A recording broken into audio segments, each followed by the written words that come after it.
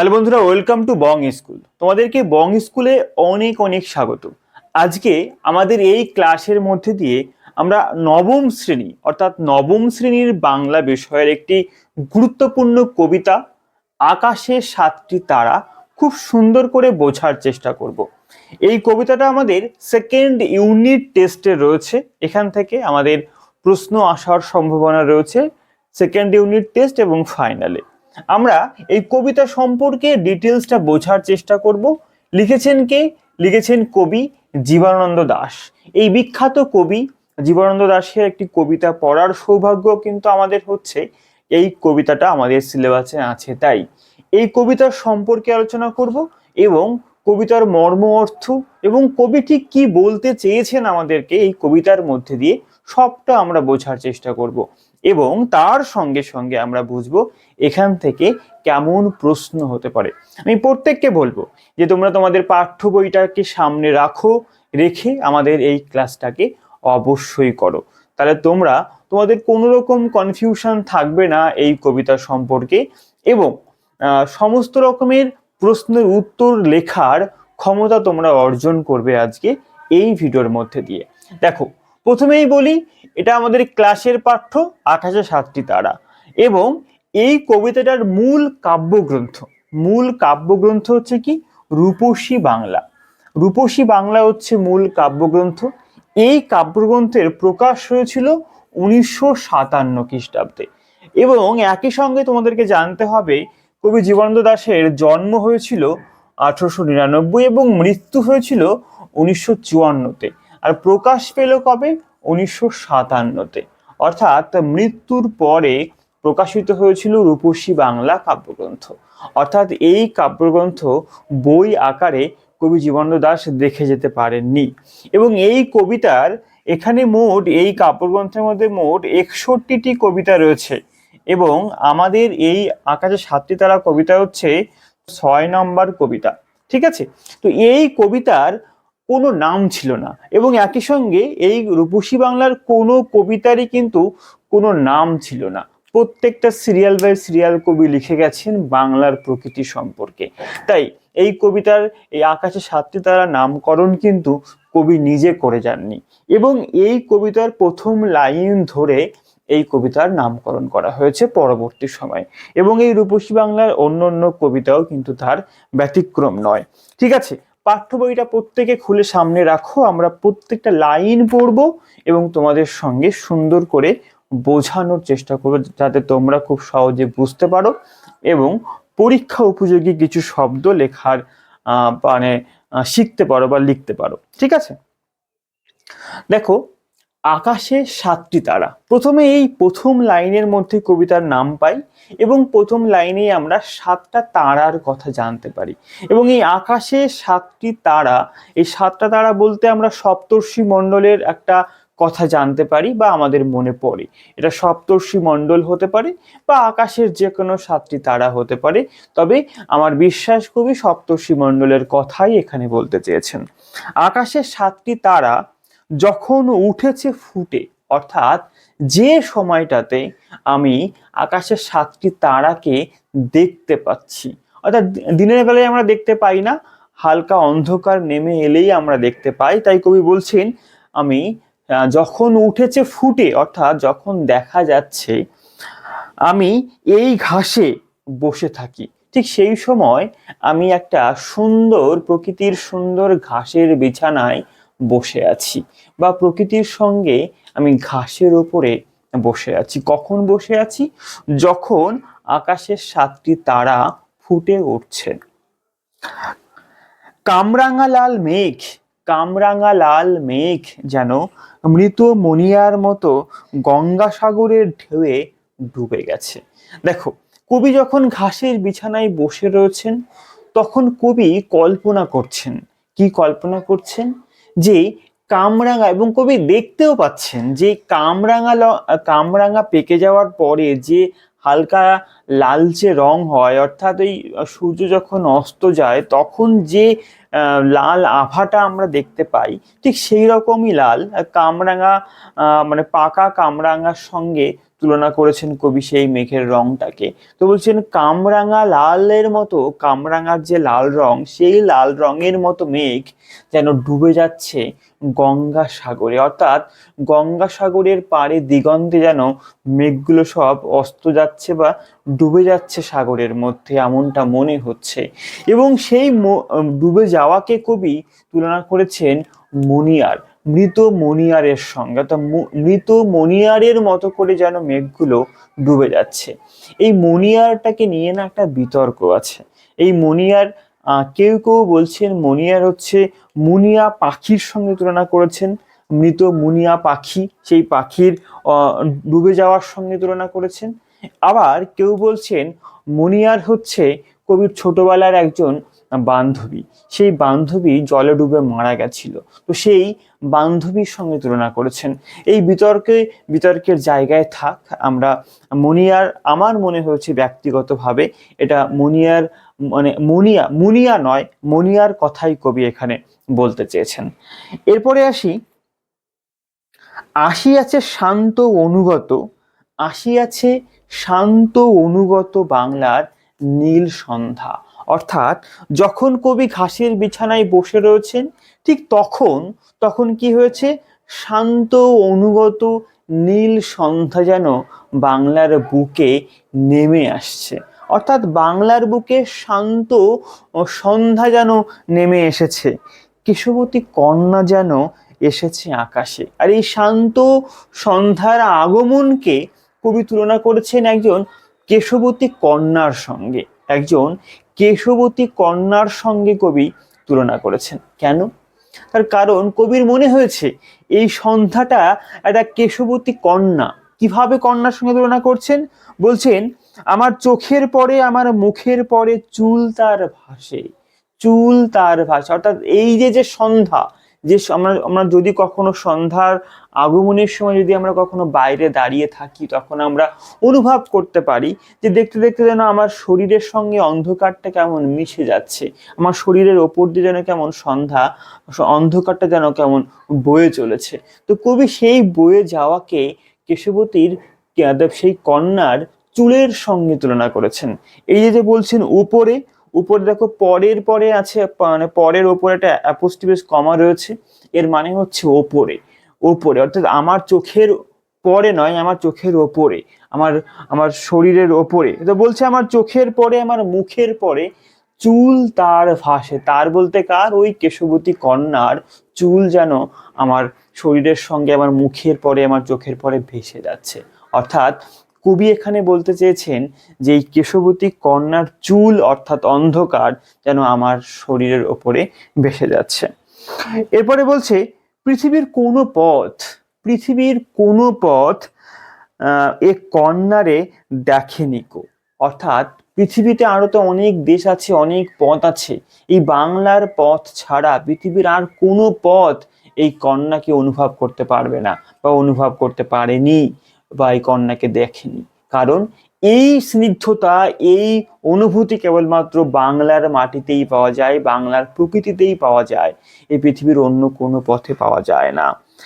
দেখে নাই তাই অজস্র, দেখে নাই অত অজস্র চুলের চুমা। কোনো পথ, পৃথিবীর কোনো পথ দেখেনি এই অজস্র চুলের চুমা, অর্থাৎ এই অজস্র চুলের স্পর্শ, অর্থাৎ এই যে সন্ধ্যার স্পর্শ, সেই স্পর্শ অন্য কোথাও দেখে নাই। হিজলে কাঠেলে জামে ঝরে অবিরত, এই চুলের স্পর্শ, চুলের চুমা যেন হিজলে কাঠালে জামে ঝরছে। অতএব এই হিজল গাছ, কাঁঠাল গাছ, জাম গাছের সঙ্গে যেন মিলেমিশে স্পর্শ করছে, একসঙ্গে হচ্ছে, এবং যেন মনে হচ্ছে একে অপরকে চুমো খাচ্ছে।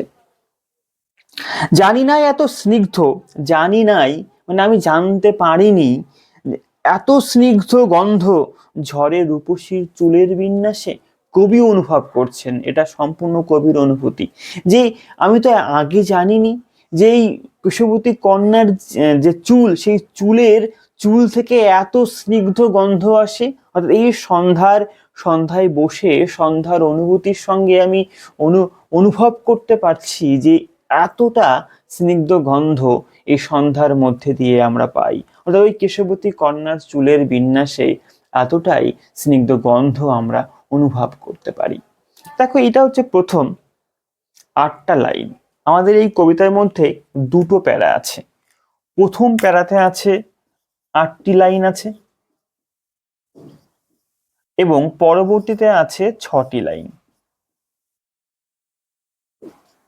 ঠিক আছে, এই 8 আর 6 লাইন, প্রথম 8 লাইনে যে বিষয়টা কবি কথা বলেন, পরবর্তীতে তারই একটা ব্যাখ্যা স্বরূপ আলোচনা করেন। তো সেই প্রথম 8টা লাইন আমরা পড়লাম। এই ধরনের কবিতাকে সাধারণত সনেট বলা হয়, আমরা প্রত্যেকেই জানি সেটা। পরবর্তী 6 লাইনে কি বলছে আমরা একবার দেখব।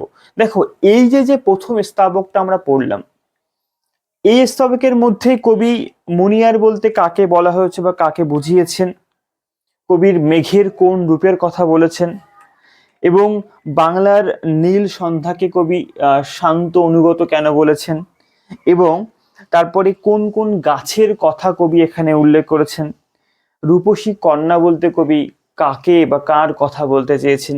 এই যে প্রশ্নগুলো, অর্থাৎ আমাদেরকে সবসময় বুঝতে হবে যে এই কবিতাটা আমাদের পাঠ্য বইতে আছে। যে লাইনগুলো আমরা পড়ছি, সেই লাইনগুলো পড়ার পরে আমাদের আমরা কোন কোন জিনিস জানতে পারছি, সেই জিনিসগুলো আমাদের কাছে জিজ্ঞাসা করবেন আমাদের পরীক্ষক, অর্থাৎ আমাদের প্রশ্নকর্তারা।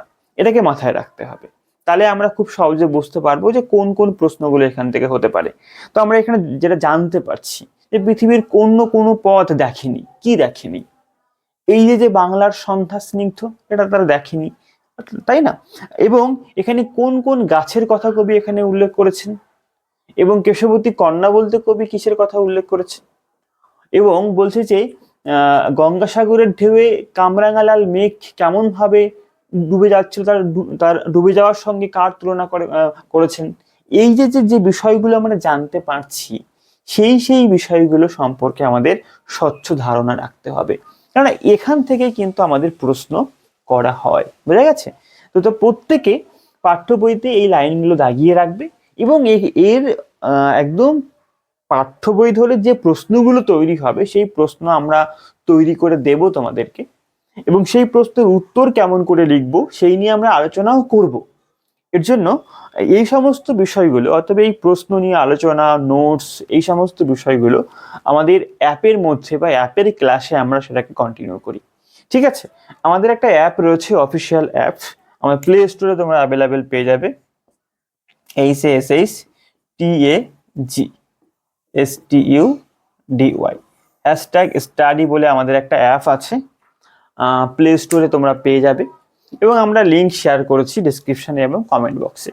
সেই অ্যাপে ডাউনলোড করো এবং সেখান থেকে আমাদের অ্যাপে আসো। সেখানে যে ক্লাসগুলো আমরা করি, সেই ক্লাসের মধ্যে তোমরা এই সমস্ত কবিতা, গল্পের আলোচনার আরো ডিটেলস আলোচনা, প্রশ্ন সংক্রান্ত আলোচনা, তথ্য সংক্রান্ত আলোচনা, এবং প্রশ্ন লেখার ধরন, উত্তর লেখার ধরন, আমরা সবটা তোমরা সেখানে পাবে। বোঝা গেছে? চলো আমরা এবার দ্বিতীয় প্যারা শুরু করি। কবি প্রথম প্যারাতে যে বিষয়গুলো আলোচনা করেছেন তারই একটা কনক্লুশন আমরা দ্বিতীয় প্যারাতে পাবো। সাধারণত এই সনেট জাতীয় কবিতার মধ্যে এমনটা হয়। বলছে, পৃথিবীর কোনো পথে, আমরা এর একটু আগেই দেখেছি যে কেশবতী কন্যা যেন আমাদের ওপরে এসে পড়েছেন বা কবির ওপরে এসে পড়েছেন, এবং তার চুলের বিন্যাসে একটা স্নিগ্ধ গন্ধ আমরা সেখান থেকে অনুভব করতে পারছি। এরপরে বলছেন, পৃথিবীর কোনো পথে, মানে কোনো পথে এগুলোকে পাওয়া সম্ভব নয় যেটা আমাদের বাংলার পথে পাওয়া সম্ভব। কবি বলেছেন পৃথিবীর কোনো পথে নরম ধানের গন্ধ, নরম ধান, অর্থাৎ ধান যখন সদ্য সবুজ হয়ে ওঠে মাঠ, সেই সবুজ ঘাসের কেবল মানে ধানের ফুল এসেছে, সেই ফুলের যে গন্ধ, স্নিগ্ধতা, এটা কিন্তু আমরা অনুভব করতে পারি যদি আমরা এই ধানের মাঠের পাশ দিয়ে হেঁটে যাই। এটা কিন্তু আমাদের গ্রামের ছেলেমেয়েরা আমরা সচরাচর সবসময় অনুভব করতে পারি। তো বলতে সেই নরম ধানের গন্ধ, কলমির ঘ্রাণ, কলমি শাক, কলমির ফুল অত্যন্ত সুন্দর দেখতে, সেই কলমির ঘ্রাণ, কলমি শাকের ঘ্রাণ আমরা পাচ্ছি বা কবি এখানে পেয়েছেন। হাঁসের পালক, কবি হাঁসের পালকের কথা বলেছেন। সর এক ধরনের তৃণ ঘাস, সেই ঘাসের কথা বলেছেন। পুকুরের জল, পুকুরের জলের স্নিগ্ধতা, পুকুরের জলের ঘ্রাণ কবি এখানে অনুভব করেছেন। চাঁদা সরপুটিদের মৃদু ঘ্রাণ, চাঁদা মাছ এবং সরপুঁটি মাছের যে মৃদু ঘ্রাণ, সেই ঘ্রাণ কবি অনুভব করেছেন। এই সমস্ত কিছুই কবি বাংলার প্রকৃতির মধ্যে বা প্রকৃতির মানে বৈশিষ্ট্য হিসাবে কবি এখানে দেখাচ্ছেন, বা বাংলার মধ্যে এগুলো পাওয়া সম্ভব, অন্য কোথাও পাওয়া সম্ভব নয়। এবং তার সঙ্গে কবি আরো বলছেন যে কিশোরীর চাল ধোয়া হাতখানা, একটা কিশোরী সে রান্নার চাল ধুয়েছে, সেই চাল ধোয়ার পরে তার যে হাত, সেই হাতটা, এই অপূর্ব সৌন্দর্যের কথা কবি এখানে বলছেন। এবং শীত হাতখানা, তার হাতের ঠান্ডা হয়ে যাওয়া অবস্থাটাও কবি এখানে দেখাচ্ছে। অর্থাৎ কবি কখনো দর্শন, কখনো স্পর্শ, সমস্ত কিছুকে এখানে কবি রেখেছেন। এবং বলছেন কিশোরের পায়ে দলা মুথা ঘাস, হয়তো কোনো কিশোরের পায়ে দলে যাওয়া কোনো মুথা ঘাস, সেই ঘাসটি কবি এখানে দেখছেন। এবং লাল লাল বটের ফলে, লাল লাল যে বট ফল, বট গাছের যে ক্ষুদ্র ক্ষুদ্র ফল, সেই ফলগুলো যেন, যদি আমরা বট গাছের নিচে যাই দেখতে পাবো যে বটের ফল যেন গাছের নিচে পুরো ফেটে বিছিয়ে রয়েছে। তো কবি বলছেন সেই বটের ফলের ব্যথাযুক্ত গন্ধের ক্লান্ত নীরবতা, যে বটের ফলের মধ্যে জন্য কবি এখানে প্রাণ সঞ্চার করছেন, সেই প্রাণের অস্তিত্ব কবি এখানে দেখিয়েছেন। এরই মাঝে বাংলার প্রাণ, এই একটা লাইনের মধ্যে দিয়ে কিন্তু টোটাল প্যারাটাকে কবি এখানে বুঝিয়ে দিয়েছেন, যে এই যা কিছু আছে বাংলার পথে, এই এরই মাঝে বাংলার প্রাণ লুকিয়ে রয়েছে। অতএব বাংলার প্রকৃতির যে প্রাণ, এই বাংলার প্রকৃতির এই সৌন্দর্যময় সমস্ত কিছুর মধ্যে যেন লুকিয়ে রয়েছে বাংলার প্রাণ। তো কবি বলছেন এরই মাঝে বাংলার প্রাণ। এই লাইনটা অত্যন্ত গুরুত্বপূর্ণ হয়ে ওঠে আমাদের পরীক্ষার সময়। এই লাইনটা দিয়ে কিন্তু কোশ্চেন আসে যে কিসের মাঝে বাংলার প্রাণকে কবি খুঁজে পেয়েছেন, বা তার বর্ণনা করো, বা সেটাকে ব্যাখ্যা স্বরূপ আলোচনা করো কবিতা অবলম্বনে। তো এই বাংলার প্রাণ সম্পর্কে কিন্তু আমাদের জানতে হবে। এবং লাস্ট লাইনে কবি বলছেন আকাশে 7টি তারা, আকাশে 7টি তারা যখন উঠেছে ফুটে, যখন উঠেছে ফুটে আমি পাই টের, আমি পাই টের। অর্থাৎ কবি বলছেন যে এই যা কিছু বাংলার এই অপরূপ নীল সন্ধ্যার আগমন, এবং সেই আগমনের মধ্যে দিয়ে বাংলার এই অপরূপ সৌন্দর্যের যে অনুভব, সেই অনুভবকে আমি টের পাই। কখন টের পাই? যখন আমি এই সন্ধ্যাকালীন সময়ে, যখন আকাশের সাথে তারা ফুটে ওঠে, ঠিক তখন আমি যখন বসে থাকি ঘাসের বিছানায়, তখন আমি টের পাই। বলছে আকাশে 7টি তারা যখন উঠেছে ফুটে, যে সময় তারা ফুটে উঠেছে, যখন আমি ঘাসের বিছানায় বসে, ঠিক তখন আমি টের পাই এই বাংলার সৌন্দর্যটাকে, বা বাংলার এই অনুভূতিকে। তাই কবি এখানে অত্যন্ত সুন্দরভাবে বাংলাকে উপস্থাপন করেছেন, বাংলাকে পৃথিবীর সেরা করে তুলেছেন। পৃথিবীর আর কোনো জায়গাতে এই সৌন্দর্য অনুভব করা সম্ভব নয় বলে কবি মনে করেছেন। মানে শুধুমাত্র বাংলাতেই এই সৌন্দর্য রয়েছে, যা আর পৃথিবীর কোথাও পাওয়া সম্ভব নয়। তাই কবির এই সৌন্দর্যময় কথার মধ্যে দিয়ে, সৌন্দর্যময় এই সুন্দর সুন্দর শব্দবন্ধনে বাংলার প্রাণকে কবি খুঁজে পেয়েছেন। আমরাও বাংলার প্রাণকে যেন খুঁজে পাচ্ছি। তাই প্রত্যেকে এই কবিতাটা অত্যন্ত সুন্দরভাবে, অত্যন্ত মানে মনকে শান্ত করে পড়ো, বারবার পড়ো। দেখো তুমি বাংলার অস্তিত্বকে অনুভব করতে পারবে, বাংলার সৌন্দর্যকে অনুভব করতে পারবে, বাংলার অনুভূতিকে তোমার অনুভূতির সঙ্গে মিলাতে পারবে। এবং তোমার কখনো না কখনো মনে হবে যে আমিও এই সন্ধ্যাকে উপভোগ করি, সন্ধ্যার সময় একটু ফাঁকা জায়গায় গিয়ে বসি এবং দেখি বাংলার এই সৌন্দর্যকে। ঠিক আছে, আজকে এটুকুই। আমরা এই কবিতা সম্পর্কে যা যা প্রশ্ন হতে পারে, যা যা প্রশ্ন শিক্ষকেরা করতে পারেন, সে বিষয় নিয়ে আমরা আলোচনা করব। যদি তোমার ভালো লাগে আমাদের আলোচনা, তাহলে অবশ্যই কমেন্ট করো, এবং আমাদের ভিডিওটাকে লাইক করতে একেবারেই ভুলো না। আর এরকম ভিডিও পাওয়ার জন্য অবশ্যই সাবস্ক্রাইব করো বং স্কুলকে। এবং পরবর্তীতে আর কোন গল্প কবিতা তুমি এরকম আলোচনা চাইছো, সেটা অবশ্যই জানিও, কমেন্ট করে জানিয়ে দিও। আমি সেই বিষয় নিয়ে অবশ্যই যে হাজির হব তোমাদের সামনে। আর আমাদের এই যে কবিতা, এই কবিতা সেকেন্ড ইউনিট টেস্টে রয়েছে ক্লাস 9-এর জন্য। তাই 9-এর ছেলে মেয়েদেরকে বলবো যে তোমাদের এই আলোচনার সঙ্গে সঙ্গে প্রশ্নগত আলোচনা বা পাঠ্যগত প্রশ্ন সম্পর্কিত আলোচনা করতে অবশ্যই আমাদের অ্যাপে আসো, আমাদের অ্যাপটাকে ডাউনলোড করো এবং আমাদের অ্যাপে আমাদের ক্লাসগুলোর সঙ্গে যুক্ত হও। ঠিক আছে, আজকে এটুকুই। দেখা হচ্ছে পরবর্তী ভিডিওতে, পরবর্তী আলোচনায়। সবাই ভালো থেকো আর পড়াশোনায় মনোযোগী হও।